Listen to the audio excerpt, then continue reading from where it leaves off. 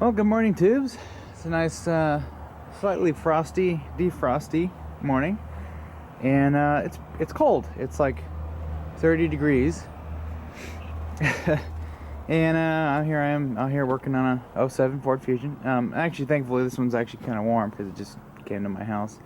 This is my friend's car, and she's dropping it off here for me to work on. In fact, she's actually taking a nap right now. She's not feeling good, so figured while she's got it here, I'll fix what's wrong with it. It has a about 127,000 miles, almost 130. And what our problem is, our radiator hose is starting to leak. This is our brand new one. Even comes with clamps. Pretty nice.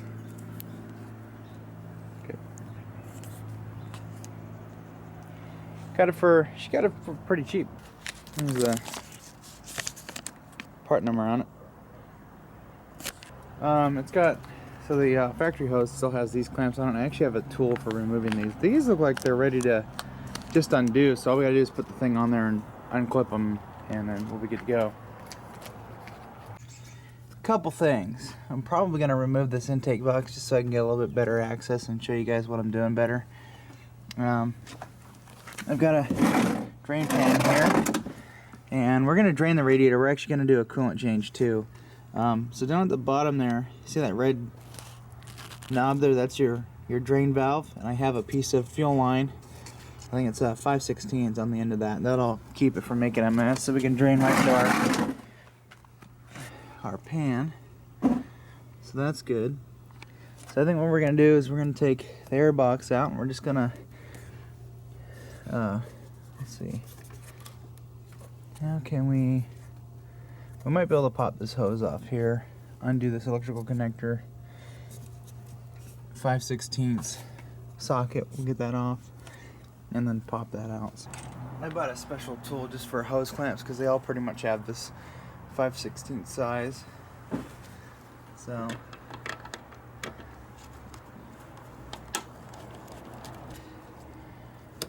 just disconnect mass air. Got this guy here. It just has this little green thing you just pull back and it'll release. Let's move that over there, so that's disconnected.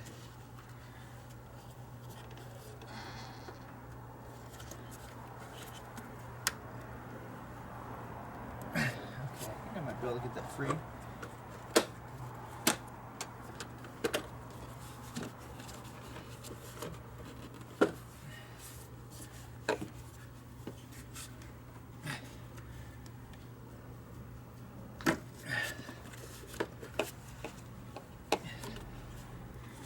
There we go. It's got this plastic clamp around it, holding the rubber hose on.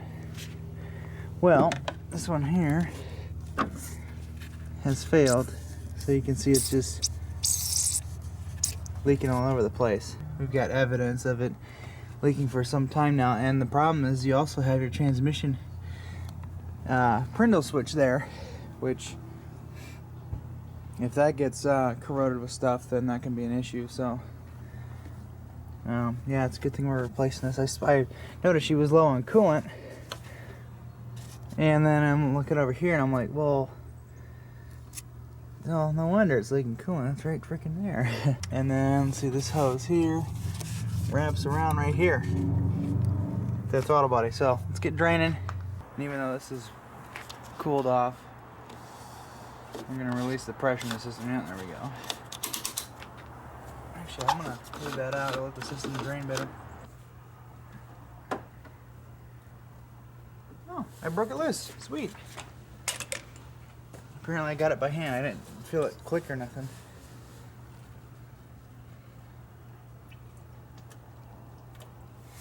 Just going to let that go all the way. So this car doesn't hold a whole lot of coolant. And I'm just closed up the thing because what I'm going to fill the car up with water, or at least the radiator. I'm probably going to cycle it after we put the new hose in, and then I'm going to drain it out, and then I'm going to get a new thing of coolant in here, so we'll have fresh. Her car will have fresh coolant. Now, as I was in here trying to shut the valve, I finished that right off. So that it actually wasn't the clamp that fell, it was the plastic that cracked. Okay, I'm just gonna show this little part. I'm using this tool here, and I just need to tighten it up a little bit. I really don't need a whole lot of tools for this. This is almost a toolless job. So I'm just gonna run that in a little bit.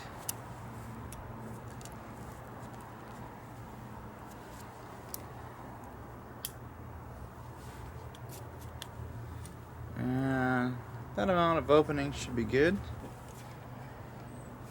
Now it's got, see these little tabs right here? Well, you want those to rest on top of the tangs and the clamps.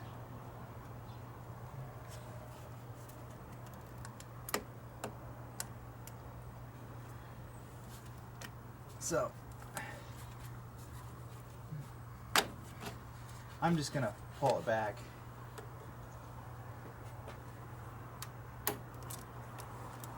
And it held in place. That's awesome. So we already broke that enough, so I should be able to get this other one down here.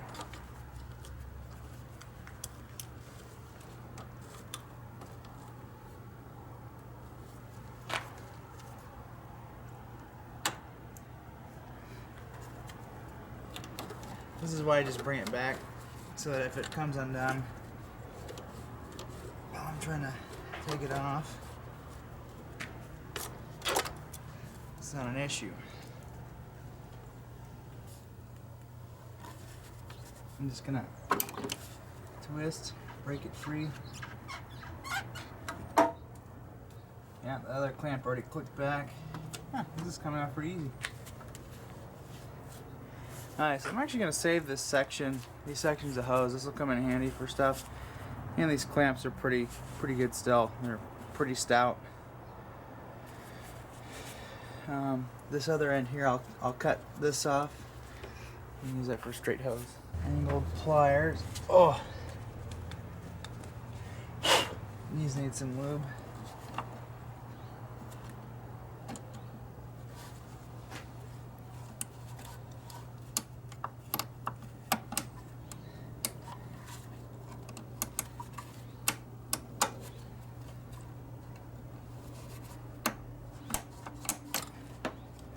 Okay, that worked great.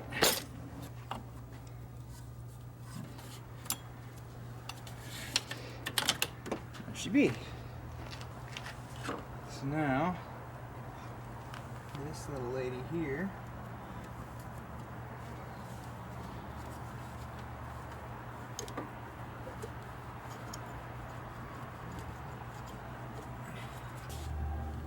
these hoses are like super glued on or something.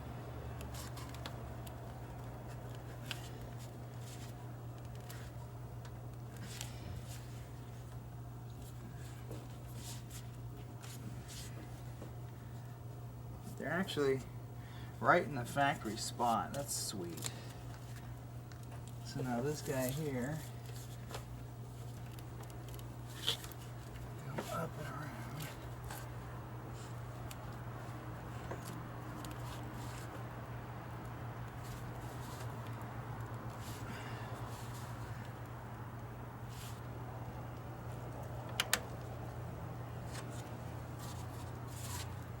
Nice.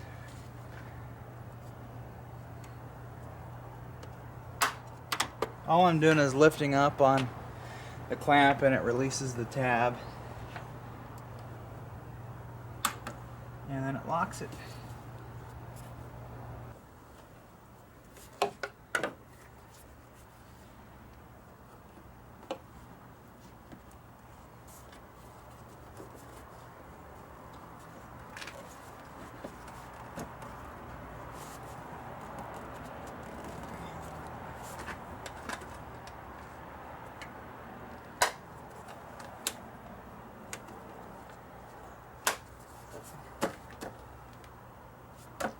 Okay, I think we're still up there.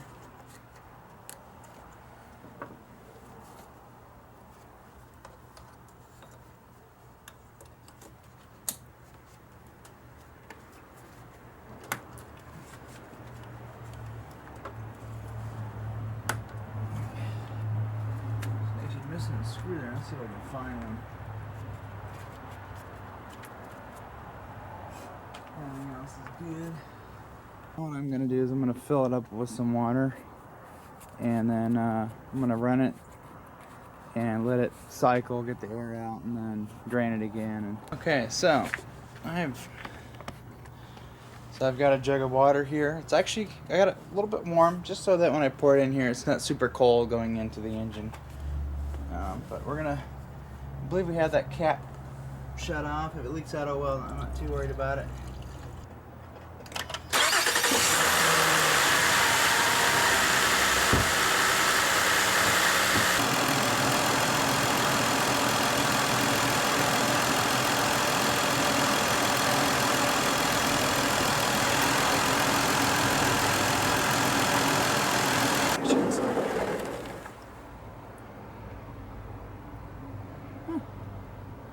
Too bad, didn't really. Okay, I'm changing my ways up here. I'm going back to kind of some stuff I used to do. While it's draining, I'm gonna pour more water in. Keep flushing that radiator out.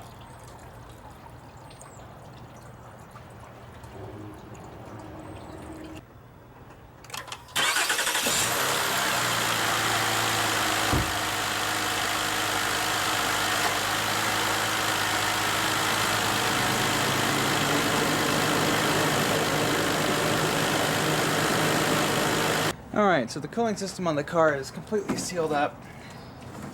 I've got half a jug of water here, and I'm going to pour half a jug of extended life concentrate in.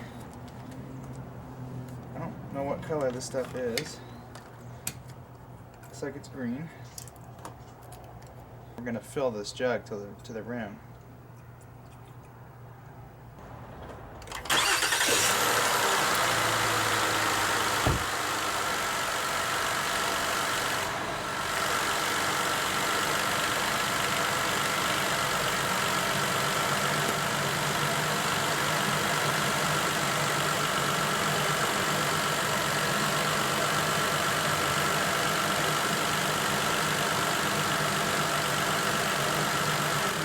Well, I'll just keep topping it off as it needs it.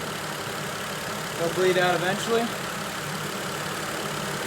On the next video, we're gonna change the power steering fluid as part of just a normal, like, little service that I'm doing while I have this thing. So that'll be next. Anyways, that should conclude this. We're all fixed up. All right. So this is just gonna be a quick little thing here. I clean around the cap with some compressed air. Got a turkey baster and a piece of hose on it, and a container.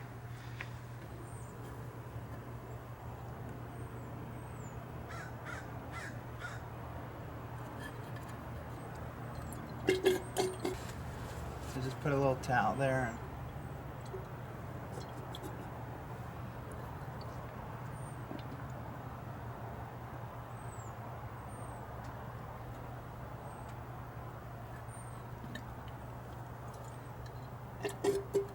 This stuff is gross.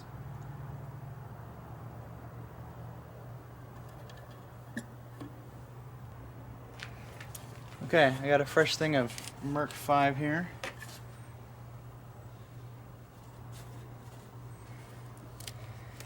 I'm going to top it off. We have our max fill on the side here. Might be a little hard for some to see. Then it's right by this air conditioning hose here.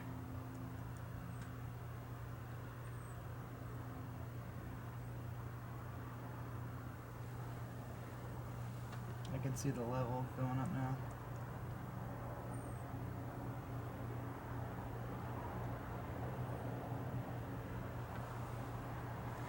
Okay. Now what I'll do is I'll start the car up and cycle the wheels back and forth.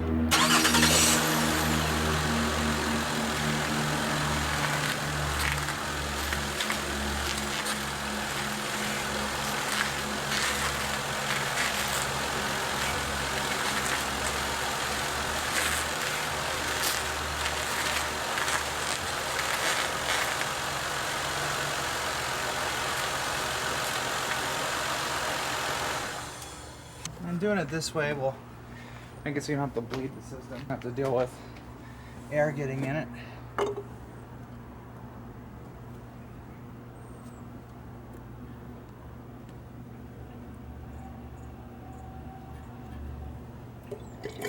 You want to get as much of this out so that it's nice and as clean as possible.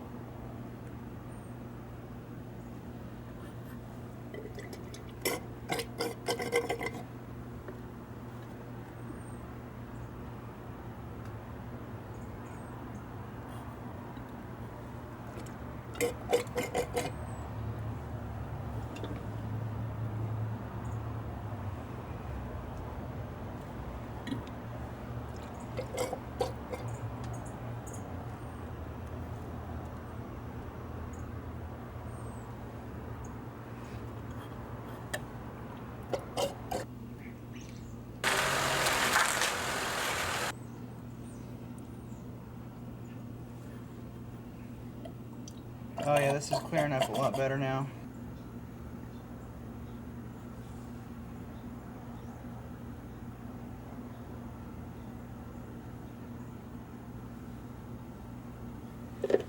Nice.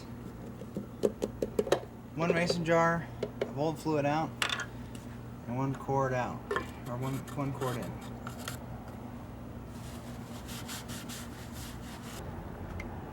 So what we put in was bright red. This is what we took out. So this is probably original fluid that came with the car when she bought it. So this is 127,000 miles old. Now it's got fresh fluid, and it's got fresh coolant. It's got a new upper radiator hose. It had a broken hose going to the throttle body, so that's taken care of. And now she should be good to go.